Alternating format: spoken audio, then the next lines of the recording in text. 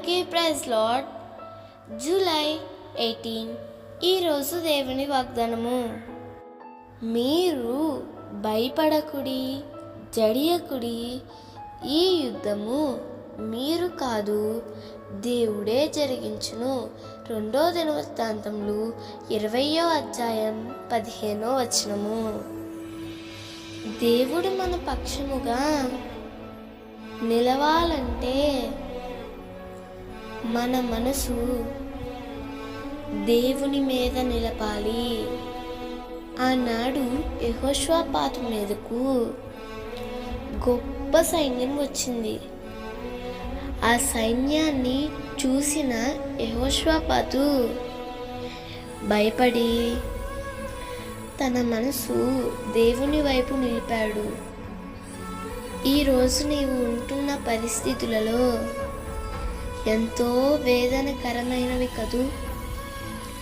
ఏం చేయాలో అర్థం కాని పరిస్థితులు కదూ.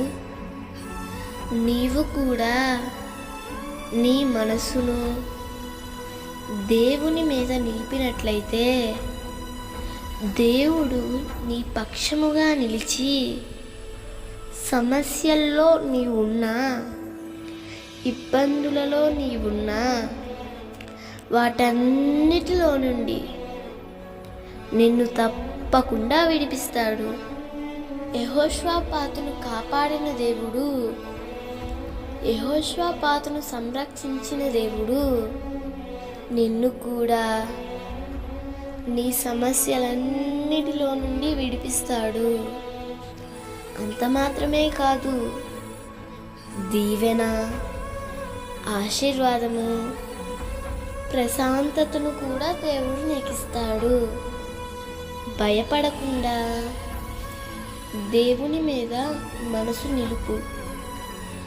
దేవుడు ఈ వాగ్దానం నీ జీవితంలో నిశ్చయముగా నెరవేర్చునుగాక. దేవుడే నీ పక్షముగా యుద్ధము చేయునుగాక. ఆమేన్.